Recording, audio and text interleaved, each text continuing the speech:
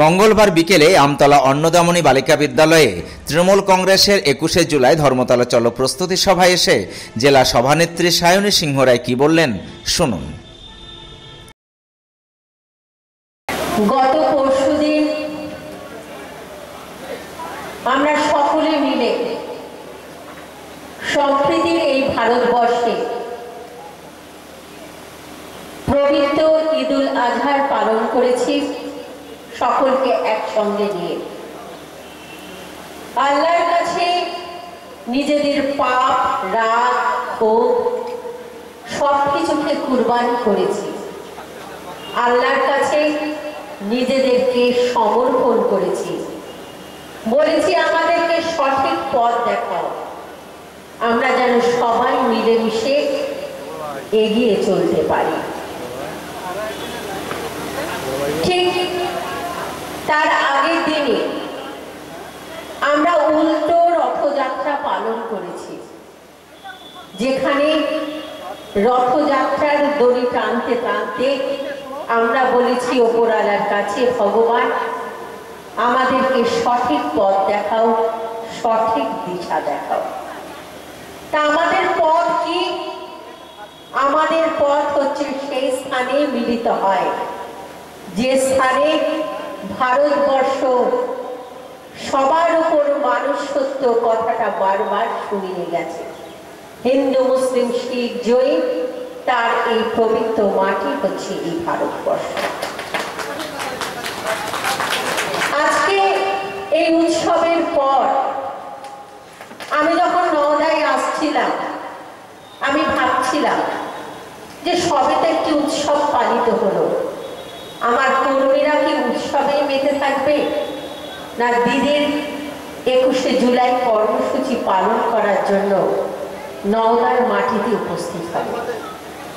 তা আমি আজকে এখানে এসে আমি বুঝতে পারলাম, আমরা আমাদের ধর্মকে যেমন মান্যতা দিই, আমাদের উৎসব আছে, কিন্তু আগামী দিনের ২১শে জুলাই নওদার প্রত্যেকটা কর্মীর অন্তরে সেই শহীদ দিবস, যার বিবেক বলছে ২১শে জুলাই কেউ আমরা নিজের ঘরে থাকবো না, মমতা ব্যানার্জির ডাকে ধর্মতলায় যাব, যে যেভাবে যেখানে পারি কিনা। নওদা প্রমাণ করে দিয়েছে যে তারা দলকে কতখানি ভালোবাসে। তাই আপনাদের সকলের উপস্থিতি আমি এই দলের বহরমপুর মুর্শিদাবাদের সভানেত্রী হিসাবে অন্তর থেকে আপনাদেরকে কৃতজ্ঞতা জানাই। আপনাদের নেত্রী শাহিনা মমতাজ, আপনাদের বিধায়ক দুবারের, সে আমার কলিগ, বন্ধু, দিদি, যার ডাকে এখানে ছুটে আসা, জেলা পরিষদের সদস্য আমার ভাইয়ের মতন ভাই সঞ্জয় এখানে উপস্থিত আছে, যে ভাই আমার সঞ্চালনা করছে, রাকিবুল ভাই প্রাক্তন পঞ্চায়েত সমিতির সভাপতি এখানে উপস্থিত আছে, বিভিন্ন পদাধিকারী ব্যক্তিবর্গ, টিপুদা থেকে শুরু করে, লালটু ভাই থেকে শুরু করে, আপনারা যারা যে অঞ্চল থেকে এসেছেন আপনাদের সবাইকে দলের পক্ষ থেকে সংগ্রামী অভিনন্দন জানাই। ৭৫টা বছর কেটে গেল ভারতবর্ষের স্বাধীনতায়, ১-২ বছর না, অনেক কটা বছর। ছোট্ট ক্ষুদিরাম বলেছিল, একবার বিদায় দে মা, ঘুরে আসি, হাসি হাসি পূর্ব ফাঁসি, দেখবে জগৎবাসী। সারা জগৎ তাকিয়ে দেখেছিল ভারতবর্ষে পরাধীনতার গ্লানিকে দূর করার জন্য, ভারতের স্বাধীনতার জন্য ক্ষুদিরামের মতো ছোট্ট ছেলের গলায় ফাঁসির দড়ি উঠেছিল।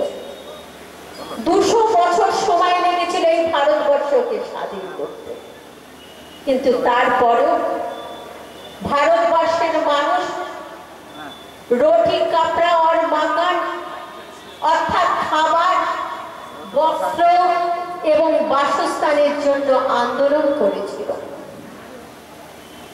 এই ভারতের এই বাংলার মাটিতে মার্ক্সবাদ কমিউনিস্ট পার্টি 34টা বছর তারা রাজনীতি করেছে, বাংলাকে পরিচালনা করেছে।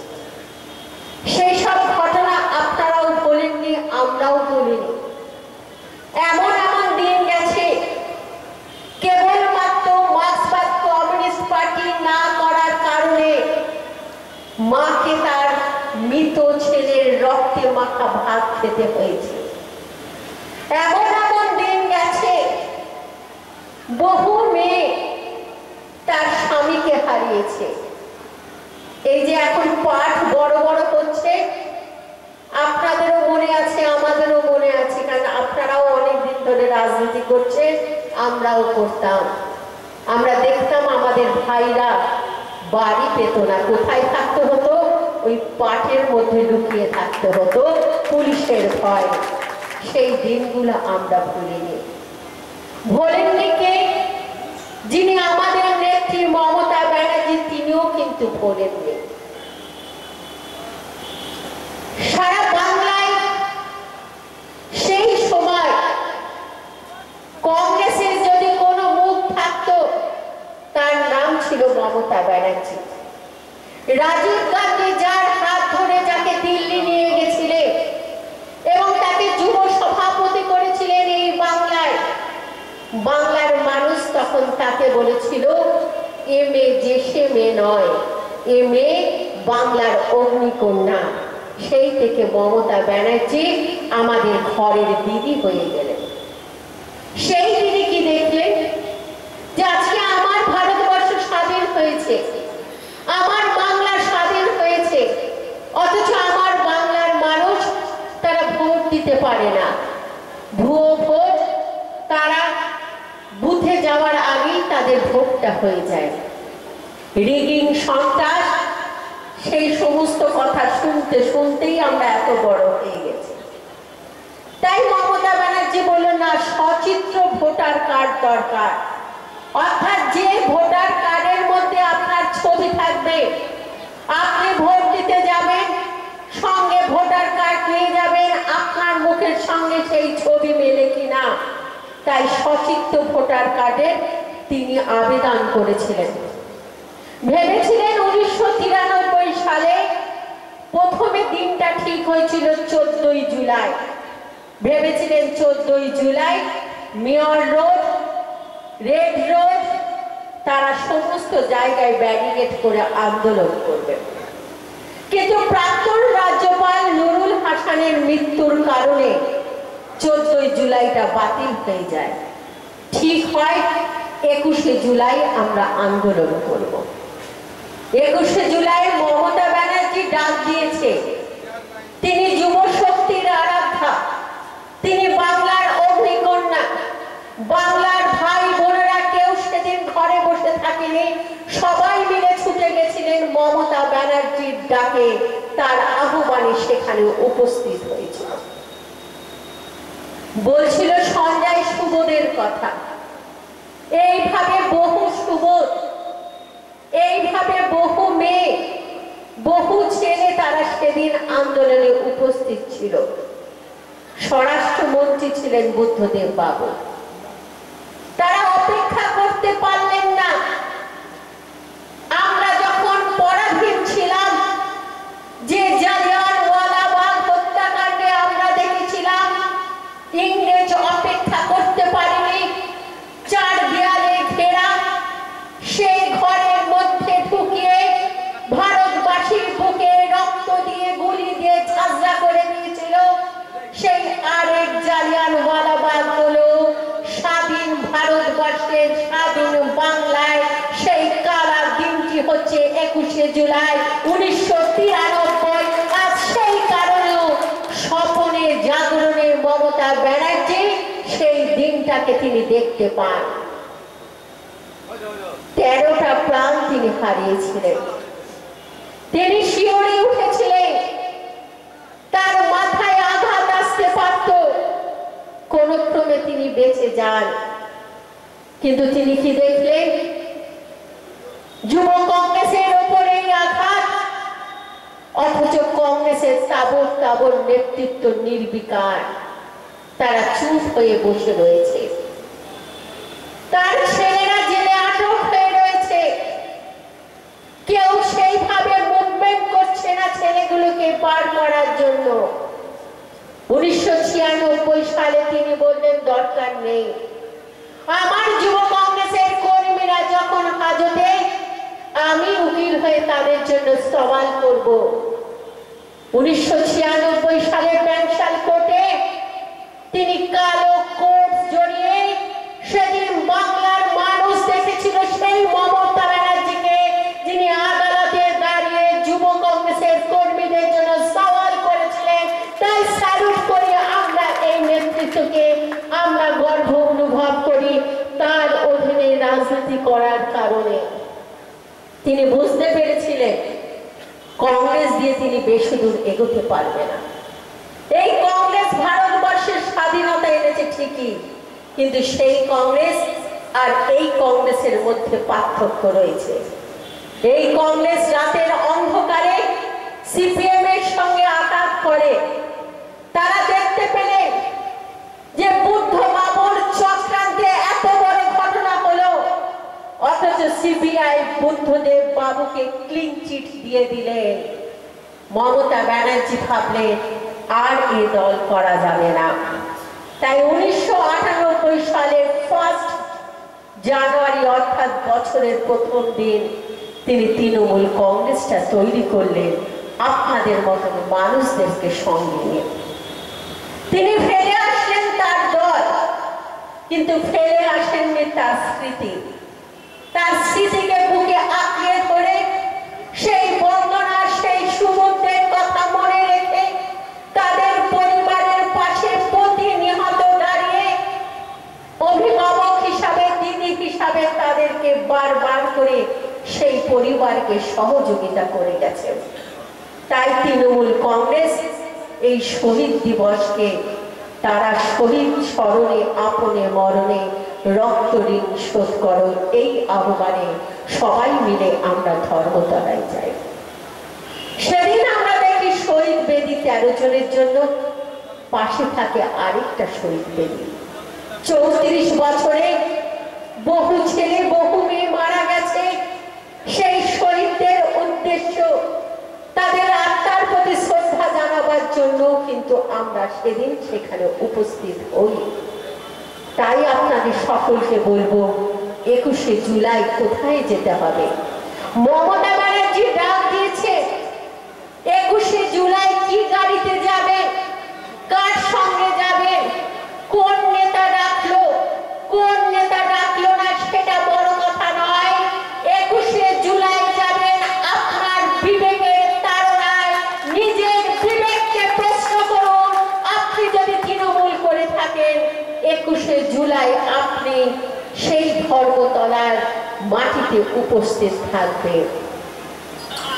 একজন নেত্রী যার 67টা বছর বয়স হয়ে গেল, সেই শহীদদের চোখের জল সেদিন বাস্তবায়িত হলো, তাদের প্রতি সত্যিকারের শ্রদ্ধা জানানো হলো যেদিন মা মাটি মানুষের সরকার আমরা 2011 সালে তৈরি করেছিলাম।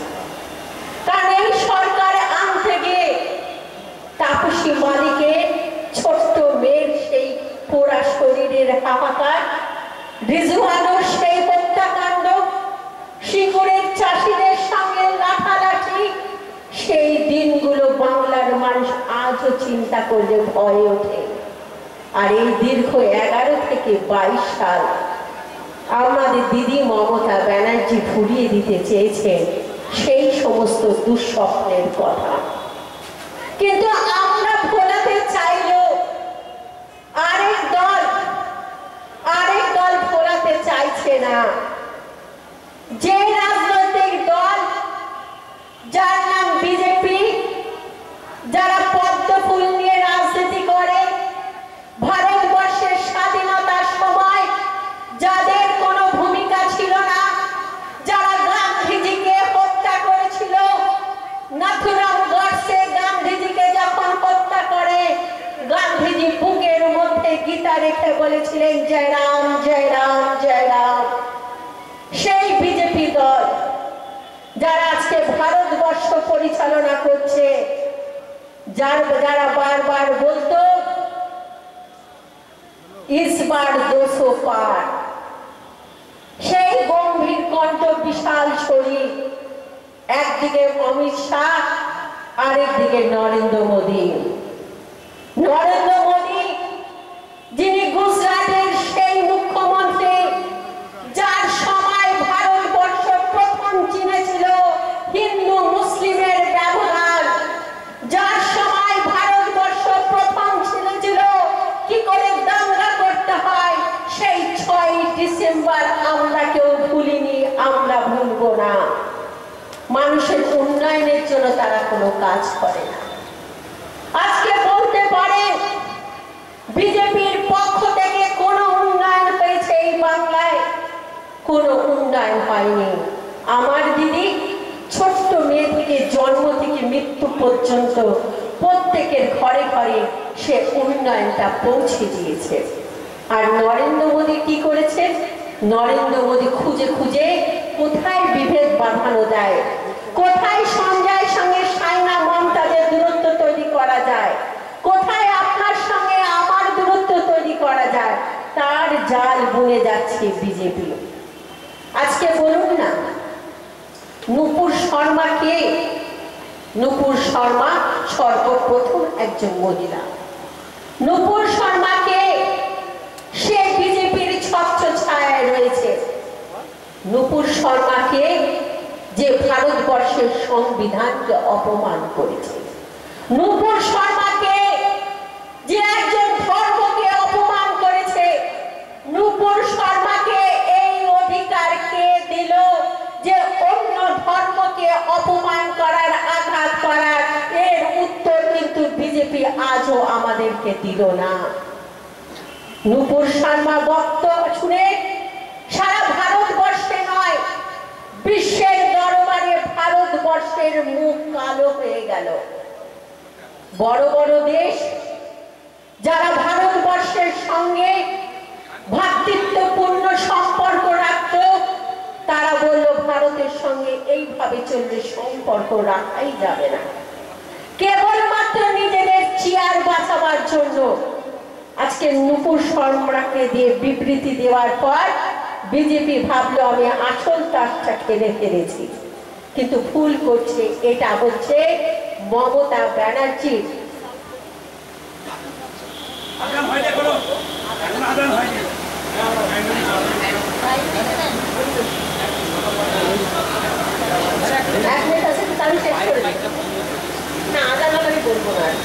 আজানের মতো আমি বলবো না। আচ্ছা, আপনাদের কিছুক্ষণের মধ্যে আজান শুরু হবে, আমি আর আমার বক্তব্য তাই বাড়াবো না।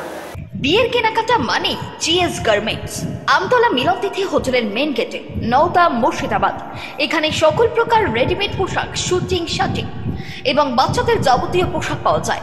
রমজান মাসের স্পেশাল অফার ৯,৯৯৯ টাকার কেনাকাটায় পাবেন একটি ট্রলি ব্যাগ সম্পূর্ণ বিনামূল্যে। প্রোপাইটার সাইফুল দফাদার ও পিন্টু খান। মোবাইল নাম্বার 8001811483 অথবা 9845907598।